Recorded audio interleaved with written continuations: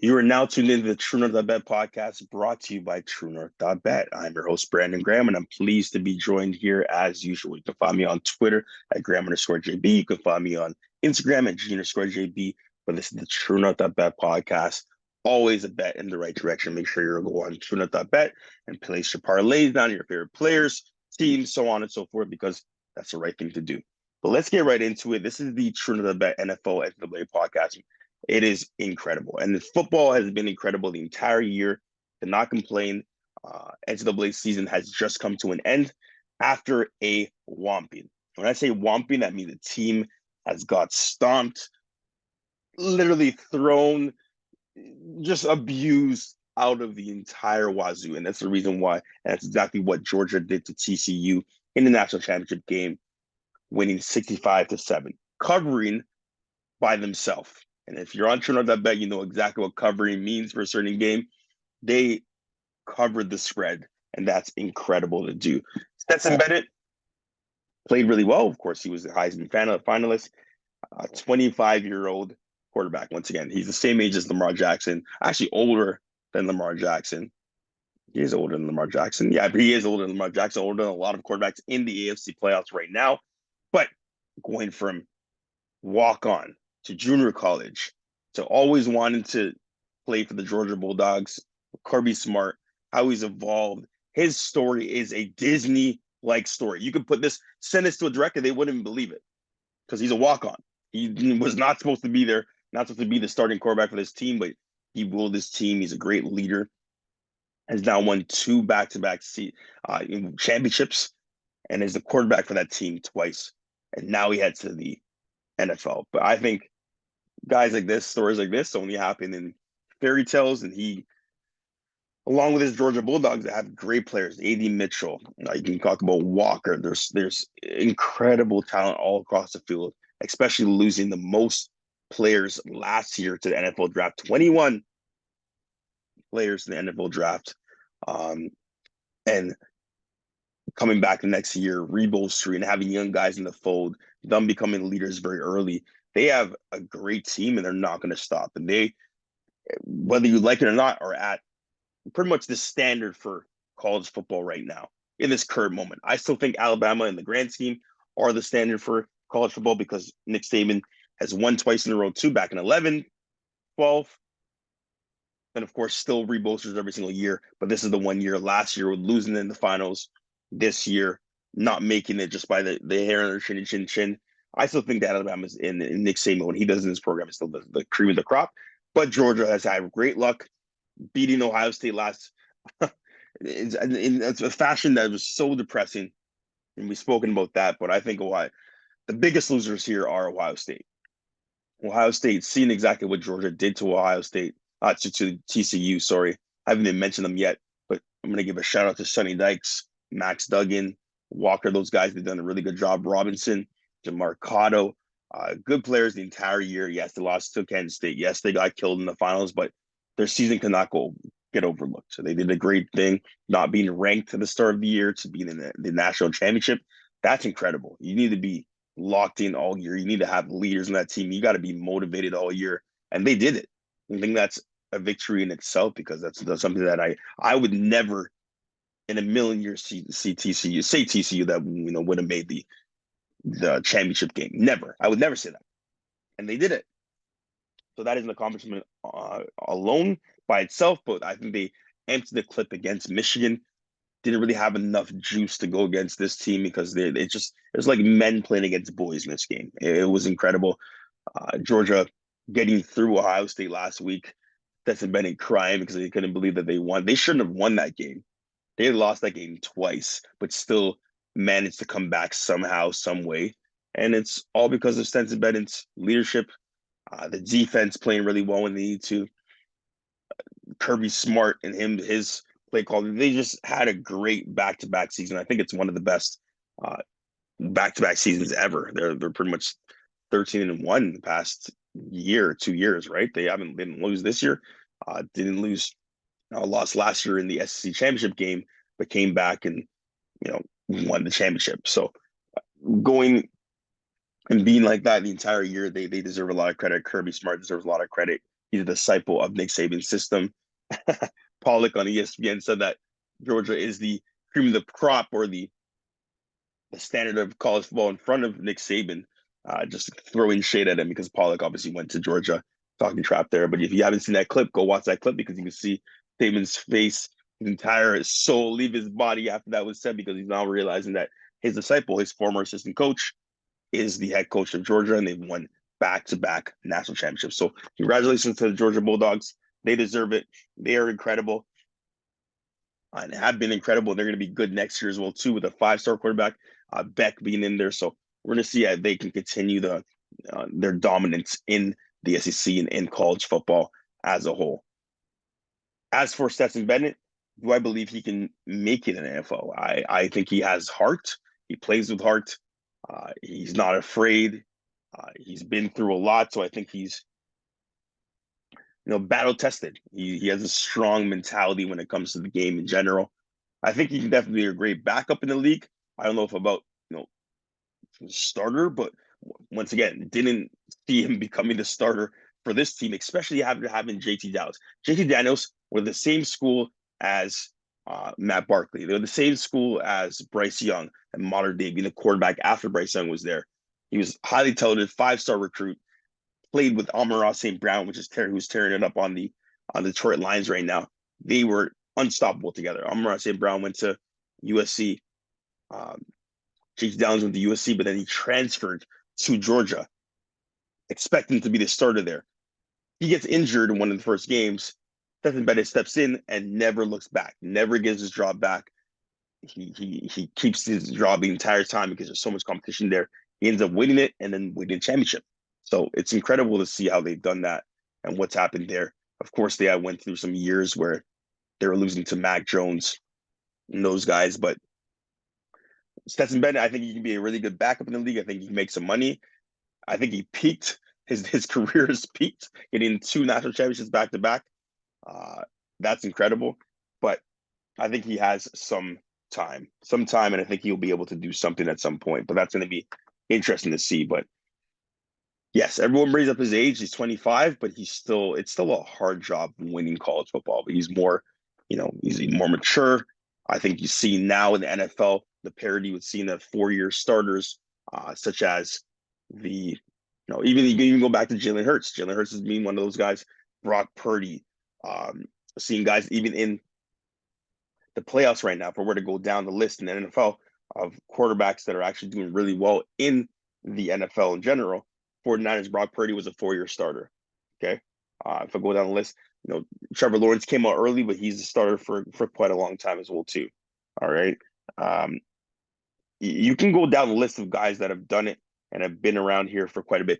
Dak Prescott being a guy that didn't come out early as well, too. Guys that stay in their programs, are a little bit more mature because they understand they're playing so much football. All right. You could even think about Stetson Bennett being a starter for quite a long time because he's had so much football. He's played so much football.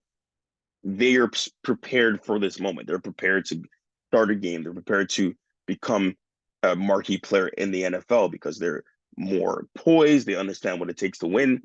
And, I think Stetson Bennett can be one of those guys. As much as I dislike the Georgia Bulldogs, as I dislike him as a player, as a person, not a person, sorry, I'll take that back, but more so as a player. And just because he's a Georgia Bulldog and they beat the Ohio State Buckeyes, I think he can have some sustained success for a long period of time because he's played so much football. But that's something that we'd definitely look into. Also, kind of shifting gears right now, this talent from NCAA to the NFL, yeah, of course it's immense. But guys are more prepared these days because they're playing a lot more. They're playing in the spread offense. They're playing in offenses that are similar to the pros, so they just become accustomed of what they're doing for a long period of time. They're incredible from there, okay? In the last week of the NFL, we saw the Houston Texans going up against Indianapolis Colts. Davis Mills playing, his butt off, throwing the ball into the end zone. Aikens scores. Go to overtime. They tie the game up after being down, win the game on a 2-point conversion. Lovie Smith gets fired. Immediately gives the Bears the #1 pick in the draft. But the Bears have Justin Fields, and they're in a really tough position now because they're the number one pick. But what do you do with the number one pick? You have your quarterback that you drafted, all right, especially today, making Warren, who's the Big Ten commissioner, their team president now, just announcing that today.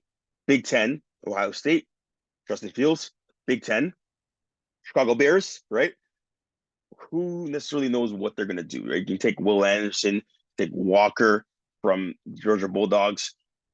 There's a number of guys that you can probably take. Bryce Young is obviously on the board there. CJ Stroud, quarterback from the Ohio State Buckeyes, is on the board now. The Bears on the clock. They got to make a pick. They have other picks, obviously, too, throughout the draft. But what are they going to do? Justin Fields came really close to breaking the record for most rushing yards for a quarterback in the season. He was incredible. Complete athlete. He's really strong, knows to put it together. He's great. The one question that everyone has is, do you think he can evolve into a passing quarterback, a quarterback that can be able to withstand hits and still be able to drive a team down the field and become more like a Justin Herbert, Josh Allen, right? Balanced game, Patrick Mahomes, where they can run when they need to, but are going to make every throw on the field or in general, right? That's one thing you got to look at, and that's one thing that I think a lot of people don't really think he's capable of. You're either on one side of the spectrum. One side of the spectrum understands or believes that Justin Fields will be a really serviceable starter in this league and will only get better and you can't move on from him. Or the other side of the spectrum where people think that Justin Fields is not able to sustain success over a long period of time. And once his speed goes, he won't be able to put it together and will end up like a shell of Russell Wilson. And a shell of Russell Wilson is not good. But that's where it has to start, because you see, especially with Russell Wilson, you don't necessarily have your speed anymore over a certain period of time. Your arm has to be strong. Your arm has to be kind of your anchor point, right? Always has to be. You can drop back, but you got to run when you can. I think Patrick Mahomes, he's so good. He's undefeated on the road in the AFC West, in the AFC in general. Like undefeated, 15-0 in his career on the road against AFC teams. It's incredible what he's done. And it's incredible how good he is, but we don't talk about it as much because we're just used to him being incredible. But one thing about his game is that he'll run when he needs to. He gets the ball out quick, but he makes every throw on the field. And sometimes he tries to make it a little bit too cute, or the offense a little bit too cute, because they're literally the team that's pretty much so bored with the game of football because they've just dominated it for years and years that they can do whatever they want. Especially that play against the Raiders, the ring around the rosy kind of play, right into a pitch to Patrick Mahomes, then a little screen to Kadarius Toney for a 2-point conversion score, which was brought back because of a penalty. But the way Patrick Mahomes plays the game is that he's always going to look to throw the ball first, run second. People don't believe that Justin Fields can do that. And they think that he relies too much on his feet, which he does because he's an athlete and he's a very fast athlete. He runs like a gazelle. But do you give that up after drafting him in the first round 2 years ago to now moving on to a Bryce Young, who's a smaller stature, similar to a Tua Tagovailoa, is around 5'10"? Can he even take the hits? We're seeing Tua Tagovailoa with a really frail body, smaller body, take these hits, and it becomes concussions. Having 3 concussions this year, he can't even start in the playoffs. The first time they make the playoffs in such a long time, and he can't even start because he's injured again. And it's not his fault. It's just more so he's a frail body, not as big as these guys. He's having guys that are 6'5", running just as fast as him, if not faster, hitting him, bringing him to the ground. He's getting concussed. I think that's one of the reasons why the Dolphins lost to the Green Bay Packers. And he's throwing into double coverage. Like, where are you looking? You had 2 guys on the flank that were wide open. He was concussed. It came out he's in concussion protocol. So I really feel for Tua Tagovailoa. I really hope that he can put it together and become a serviceable player in this league. He's got to look at his career and his life. He's really successful in college football. Highly touted, drafted high. A lot of honors, a big investment by the Miami Dolphins to get him. But now it's in question. Now you have Skylar Thompson out of Kansas State the rookie started in an NFL game or an NFL playoff game against the Buffalo Bills. Even with Tua, I think the game that they had a few weeks ago against Buffalo, they were in position to win that game. Tua was playing well, but it's going to be really hard. Like, it's just a matter of him being on the field and not getting hit too hard. So they're going to say, "Oh, you got to get an offensive line for him. You got to do this for him." No, like he's injury prone at this point. He's had 3 concussions in 1 year, 2, many will say, in the same week. You gotta, as a team drafting the quarterback that's a little bit smaller, you have to be cognizant about that. You have to be aware about what you're doing because it's something that will come back to bite them later on. So do the Bears take Bryce Young? They take CJ Stroud, another Ohio State quarterback? I think that would be the worst case scenario if they draft CJ Stroud while Justin Fields is there. 2 Ohio State quarterbacks would be ridiculous, and CJ Stroud is more of a passing quarterback, but that doesn't mean that he's going to become the next guy. I don't think you give up on Justin Fields to take CJ Stroud after the season he had, especially too, or even trying to take Bryce Young. I think you take a defensive player. You take a skill position player. I think you take a defensive player, to be honest, like a Will Anderson, another guy, because Raekwon Smith is with the Baltimore Ravens. He got signed for a lot of money there recently as well too. That's something we can talk about really soon.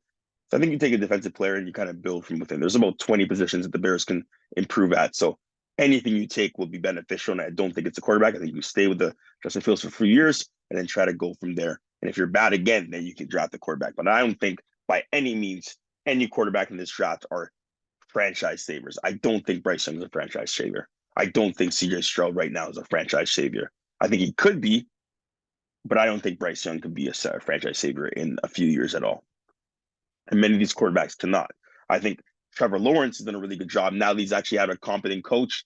I'm not saying that Aaron Meyer's not competent, but in the pros, he's not. But with Doug Peterson, he's had some success now. They're in a playoff game going up against a team that they believe they can probably beat in the LA Chargers because they beat them throughout the year or in the year. That was a big surprise. Many forget that was a huge surprise in the middle of the year when they ended up beating the LA Chargers in SoFi Stadium. Now going up against them in the playoffs where they believe that they could actually win the game because they won their division. It's going to be really interesting to see exactly how that all pans out. As I said before, Houston winning that game against Indianapolis, hey, I ain't gonna hold you. I ain't gonna hold you. I'm not gonna, cast any aspersions on the staff there because they had so many opportunities to lose that game and get the number 1 pick. And I think they would have taken Bryce Young if they had a chance. They're in a dome. You can build a team around him because he's had success at the, at the college level as a Heisman, so on and so forth. He's really smart, processes information really, really, really quickly. He's a good quarterback. He really is. I just don't think he's a franchise saver. Okay. But Houston, I'm not going to fault you. I know there's a lot of people that are faulting the Houston Texans of getting the number 1 pick and how they just lost that game. What do you expect Lovie Smith to do? Lovie Smith is going to go out swinging because it's his last game. They've only won 3 games, right? They're not playing well. They know he's going to be one and done. He's going to get signed for the year. He's not going to come back because they were not good this year.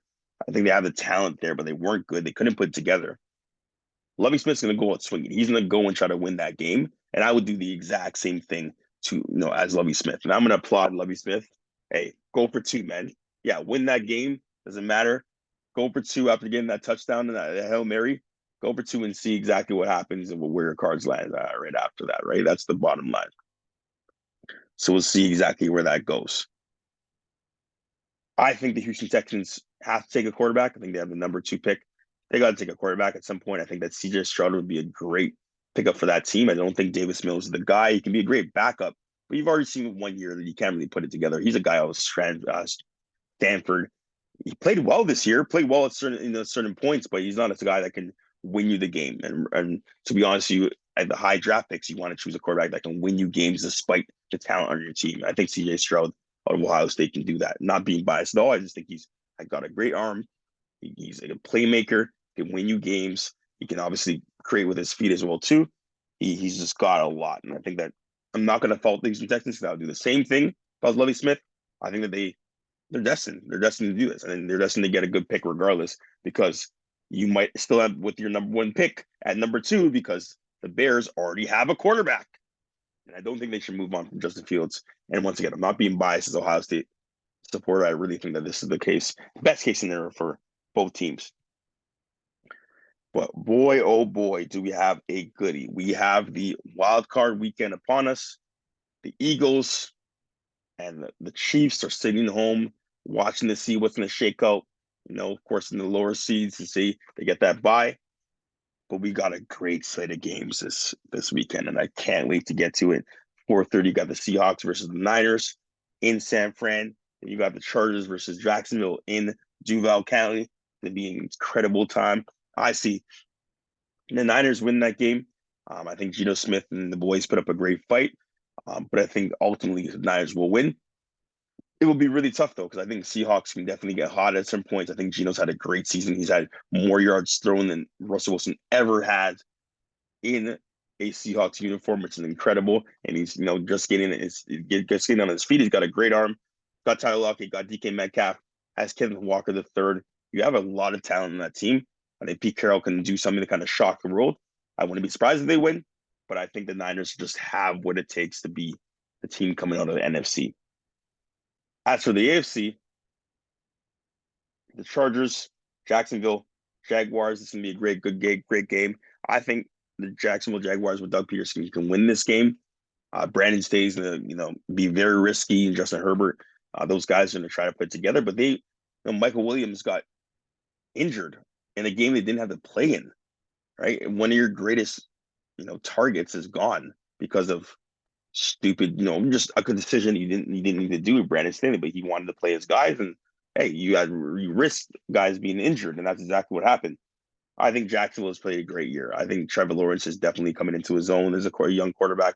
He is a franchise guy. He's got it. He's got moxie. I think they can definitely win that game, and I'm gonna take Jacksonville in that game. Baltimore versus the Bengals. Of course, my Bengals are gonna roll in this game. Looking like Lamar Jackson will not play. He may suit up, but once again, it's one of those things where his knee's still inflamed. So I think that's a really easy W for the Bengals. And of course, a very tough offseason for the Ravens because they just paid Roquan Smith to be that interior linebacker, or into a linebacker, not even interior because you have Patrick Queen there, but outside linebacker, paid him around $50 million. It's peak, fam. Paying Roquan Smith before Lamar Jackson, the writing's on the wall. Lamar's not even to play for this franchise because what's the point if I'm not going to pay him? They're going into a really tough season. That's really tough off season. I don't think they're going to win this game against the Bengals unless something catastrophic happens. Unless the earth just falls flat in its face. I don't know, but he can't play this game, and I don't think I would if I were him either, because of course then it's going to be really tough, and of course I just think that the entire organization for the Ravens need to kind of look themselves in the face and say, can we really win with a Lamar? Because which quarterback can you get? You're not going to bring in Jimmy Garoppolo in the fold and expect to win next year. You got to change the entire offense up. You cater this offense for Lamar Jackson, and you're not going to pay Lamar Jackson. Incredible. I don't even know what to say there, but I got the Bengals rolling. Dolphins, Bills, Skylar Thompson versus Josh Allen. Of course, give me the Bills. Giants versus the Vikings. I think the Giants can definitely surprise a lot of people, but I think the Vikings just have it this year. I think the Vikings are able to put it together. I don't think the Vikings will get out of the NFC by any stretch of the imagination, but I think they can definitely go on a really run there. And of course, the Cowboys versus the Buccaneers on Monday night. Tom Brady going up against the Cowboys to be, 6-0 against them all time, or even more against them all time, I believe. So I think the Bucs win that game. I think the Dallas Cowboys can definitely scare them. Give me the Cowboys. Give me the Cowboys. Because what's gonna happen when I take the Cowboys and they lose, I'm gonna come back and be like, what can go wrong will go wrong with the Cowboys. Because once again, they're in a position where they have the talent. They're going to Tampa Bay because Tampa won the division. And the Eagles won the division in the NFC East, and the same one as Dallas Cowboys. I think that they win this game. I think Tom Brady is just great against them in general, and they're starting to put it together with Mike Evans. But I think the Cowboys can definitely end Tom's time in Tampa Bay with a win. But those are my predictions. What are yours? This is the TRUENORTH.BET podcast, NFL NCAA podcast. I can't wait for this weekend. It's going to be incredible. I hope you all enjoy all the games. And of course, at the end of the day, Make sure you follow us on Instagram at TRUENORTH.BET. Make sure you follow me at Graham_JB, G_JB on Instagram. It'll be incredible. I'll be back really soon to go over everything again. But I'm BG Brandon Graham. I need you all to keep balling.